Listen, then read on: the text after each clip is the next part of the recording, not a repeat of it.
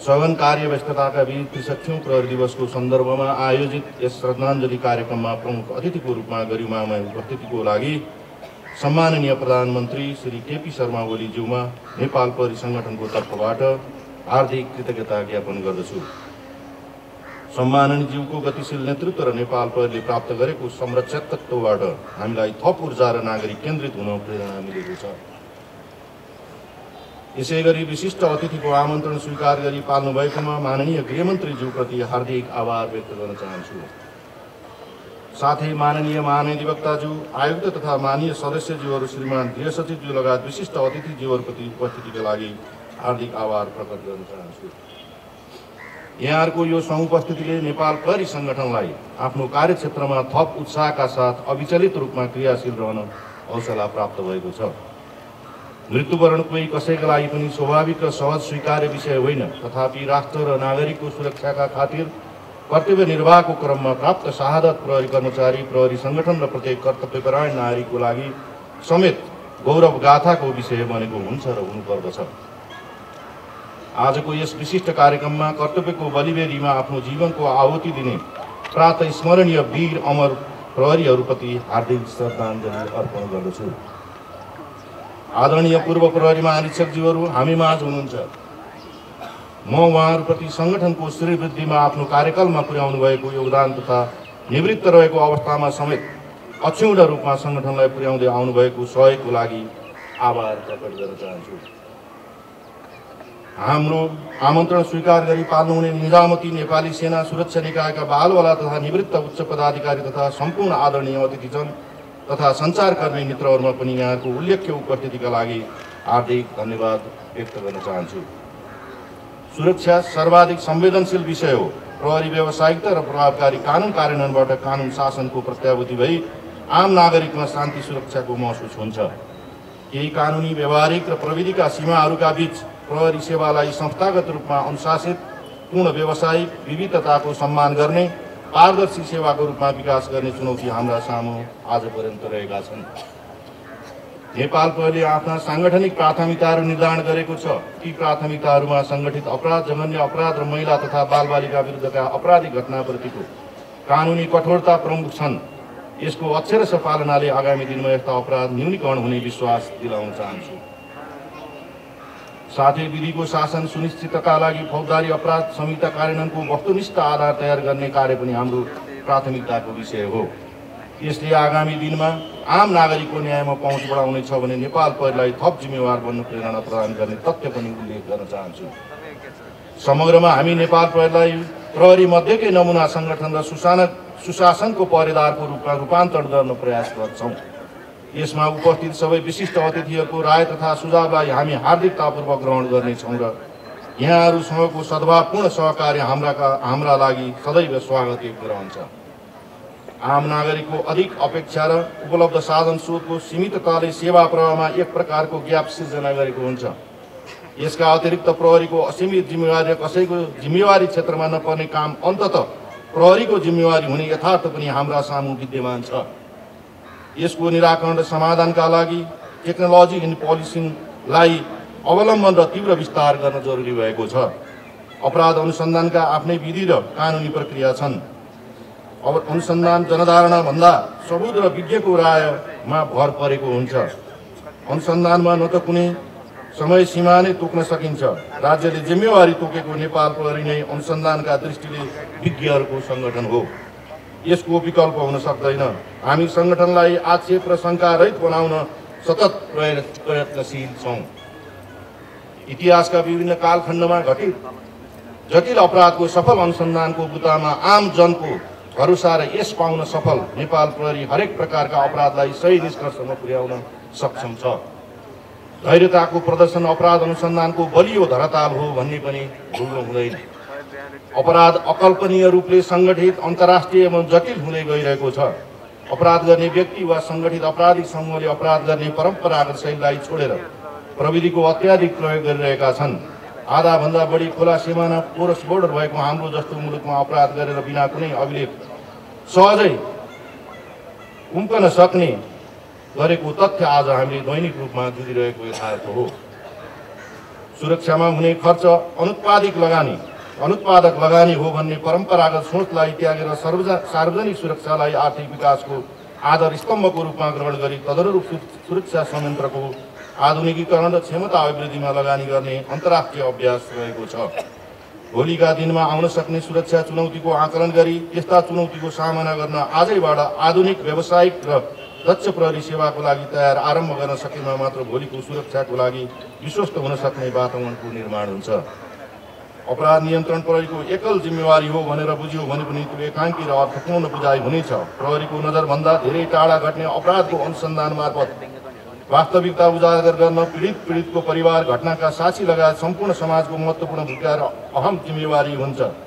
समाजको कुनै मानिसबाट समाजकै अर्को व्यक्ति विरुद्ध समाजमै हुने अपराधको श्रृङ्खलालाई तोड्न त्यही समाजको भूमिका पनि अहम रहन्छ। समाजबाट प्राप्त हुने सही सूचना र भरपूर सहयोगको जगमा प्रहरीले अपराध अनुसन्धानलाई सही निष्कर्षमा पुर्याउन बल पुग्दछ। माननीय मन्त्रीज्यू, हिमाली जिल्लामा हिउँदको जाडो छल्न स्थानीयवासी लगायत सबै तराई झर्ने यथार्थबीच कम अक्सिजन हुने विकट उच्च हिमाली गाउँहरूमा भाडाका घरमा नेपाल प्रहरीका जवानहरू आफ्नो कर्तव्यमा रत्तिभर नडगमाई सरकारको प्रतिनिधित्व गर्दै वर्षौंभरि सुरक्षामा तैनाती छन्। बढ्दो कार्यबोझ, प्रविधिको न्यूनता तथा जनशक्ति अभावको कारण दैनिक 18 घण्टासम्म ड्युटी गर्नुपर्ने बाध्यतासँग हामी दैनन्दिन जुधिरहेका छौँ। व्यवस्थित ब्यारेक, कार्यालय र अत्यावश्यक सामग्रीको अभावमा समेत हामी अविच्छिन्न रूपमा काममा समर्पित छौँ। गत वर्षको अपराध तथ्याङ्कलाई विश्लेषण गर्दा नेपाल प्रहरीले अपराधमा संलग्न कुनै व्यक्तिको झण्डै 90% अभियुक्तलाई पक्राउ गरी अनुसन्धानको दायरामा ल्याउन सफल भएको छ। यो तथ्याङ्क स्वयंले प्रहरीको सक्रियताको स्तरलाई प्रतिबिम्बित गर्दछ। यद्यपि आगामी दिनमा थप नागरिक केन्द्रित कार्यक्रमका साथ नेपाल प्रहरी हालको अवस्थालाई परिष्कृत र परिमार्जित गर्दै व्यावसायिक कुशलताका साथ कार्य सम्पादन गर्न कृतसङ्कल्पित छ।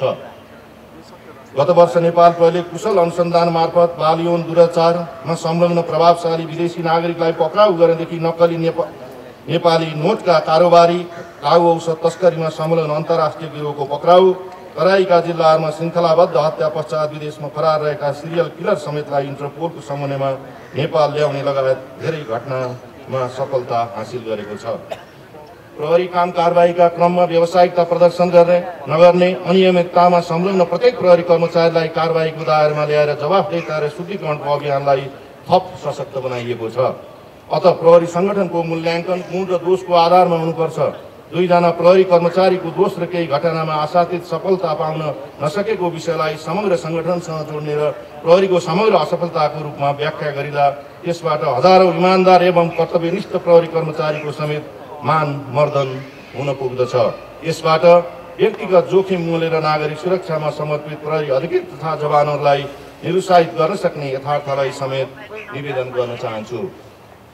कुनै अतिरिक्त सुविधा बिना दैनिक रूपमा नागरिकको जीवधनको सुरक्षा, असहाय जनताको सहयोग र विकट स्थानमा समेत राज्यको प्रतिनिधित्व गर्दै 24 घण्टा ड्युटीमा तैनात हजारौं पर्दा पछाडिका प्रहरी नायकहरूको समर्पणको कारण नेपालको शान्ति सुरक्षाको अवस्था सन्तोषजनक रहेको छ।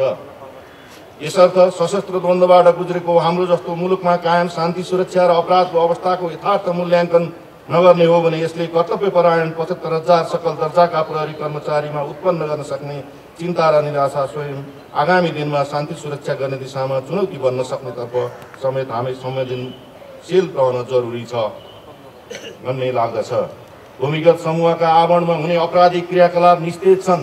राजनैतिक दलको आवरणमा आम जनमानसमा भय सृजना गरी भने चन्दा आतंक लगायत आर्थिक दोहनलाई नियन्त्रण गर्न समेत प्रहरी सफल भएको छ। नेपाल प्रहरी संगठन कानुनी राज्यको अवधारणालाई सर्वोपरि रूपमा इन्कार गर्दै शान्ति तथा अमन चयन र सामाजिक सद्भाव कायम राख्ने एवं अपराध रोकथाम तथा अनुसन्धान गर्ने आफ्नो आधारभूत दायित्वबाट कहिल्यै विमुख नभएको तथ्य स्मरण गर्दै नेपाल सरकार र गृह मन्त्रालयबाट आगामी दिनमा यसको संस्थागत विकास र आधुनिकीकरणको लागि अझ सशक्त नेतृत्वदायी भूमिका निर्वाह हुनेछ भन्ने विश्वास लिएका छौँ। सम्मान तथा कदर प्राप्त गर्नुहुने अमर तथा वीर प्रहरीका आश्रित परिवारजनहरूप्रति पनि म आभार प्रकट गर्न चाहन्छु। यहाँका कर्तव्यपरायण सन्ततिबाट देश र जनताको खातिर पुर्याउनु भएको योगदानप्रति समग्र संगठन ऋणी छ। आजको यस महत्त्वपूर्ण क्षणमा आगामी दिनमा अमर प्रहरीको सपनालाई साकार बनाउने दिशामा संगठन अविचलित भएर लागि पर्नेछ भन्ने विश्वास दिलाउन चाहन्छु। नेपाल प्रहरीले तय गरेको साङ्गठनिक यात्रा र यसको संस्थागत विकासको श्रेय निसन्देह हाम्रा अग्रजहरूलाई जान्छ। प्रहरी संगठनको श्रीवृद्धिमा आफ्नो जीवनको ऊर्जाशील समय व्यतीत गर्नुभई यस वर्ष लाइफ टाइम अचिभमेन्ट अवार्डबाट सम्मानित पूर्व प्रहरी अतिरिक्त महानिरीक्षक अमर सिंह शाहज्यूलाई हार्दिक बधाई ज्ञापन गर्न चाहन्छु। माननीय मन्त्रीज्यू, यसै गरी माननीय गृहमन्त्रीज्यूको 82 बुँदे गृह प्रशासन सुधार योजना अन्तर्गतका नेपाल प्रहरीसँग सम्बन्धित बुँदाहरूका सम्बन्धमा इमान्दारीपूर्वक कार्य सम्पादन गर्नेछौँ भन्ने शतप्रतिज्ञा समेत गर्न चाहन्छु। सम्माननीय प्रधानमन्त्रीज्यूको म भ्रष्टाचार गर्दिन र भ्रष्टाचार गर्न दिन्न भन्ने सङ्कल्पलाई सङ्गठनभित्र शून्य सहनशीलताका साथ कार्यान्वयन गराई सङ्गठनलाई व्यावसायिक शुद्धिकरण गर्न दृढतापूर्वक लागि परेको बेहोरा समेत जाहेर गर्दछु। साथै महिला तथा बालबालिका विरुद्धको हिंसा र मानवाधिकार उल्लङ्घन विषयलाई साङ्गठनिक प्राथमिकताका साथ गम्भीरतापूर्वक लागि सभ्य समाज निर्माणको अभियानमा नेपाल प्रहरी नमुना सङ्गठनको रूपमा रहने कुरा पुनः जाहेर गर्न चाहन्छु। यसै अवसरमा नेपाल प्रहरीलाई आजको स्थितिसम्म आइपुग्न हाम्रा सत् प्रयासहरूमा प्रत्यक्ष वा परोक्ष रूपबाट सहयोग पुर्याउनु हुने समस्त अग्रज प्रहरी कर्मचारी, विभिन्न सङ्घ संस्थाका महानुभावहरू तथा प्रहरीलाई सहयोग गर्ने सम्पूर्ण नागरिकहरूप्रति हार्दिक आभार व्यक्त गर्दै आगामी दिनहरूमा समेत निरन्तर सहयोगको अपेक्षा गर्दछु। आफ्नो कलमद्वारा हामीलाई निरन्तर घचघच्याइरहने र नागरिकहरूको तर्फबाट खबरदारी समेत गरिदिनु हुने राज्यका चौथो अङ्ग मिडियाकर्मी साथीहरूलाई समेत यसै अवसरमा हार्दिक धन्यवाद दिन चाहन्छु। गुणस्तरीय प्रहरी सेवा प्रवाहमा यहाँहरूबाट भएको योगदानको समेत प्रशंसा गर्दछु। अन्तमा सम्माननीय प्रधानमन्त्रीज्यूको समृद्ध नेपाल सुखी नेपालीको सदिच्छालाई आत्मसात गर्दै शान्ति सुरक्षा तथा अमन चयनको माध्यमबाट विकास निर्माणको वातावरण तयार गर्न महत्त्वपूर्ण साधन बन्नको लागि समुच्च नेपाल प्रहरी सङ्गठनका सकल दर्जाका प्रहरी कर्मचारीहरू उच्च व्यावसायिक निष्ठा र इमान्दारिताका साथ भावी कार्ययोजना तयार गरी लक्षित कार्यदिशामा कृत सङ्कल्पित भई कार्य गर्न हृदयदेखि नै तयार भएको बेहोरा सादर अनुरोध गर्दछु।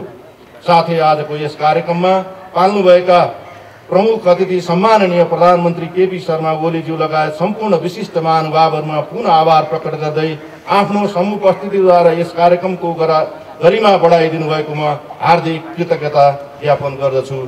धन्यवाद। जय नेपाल।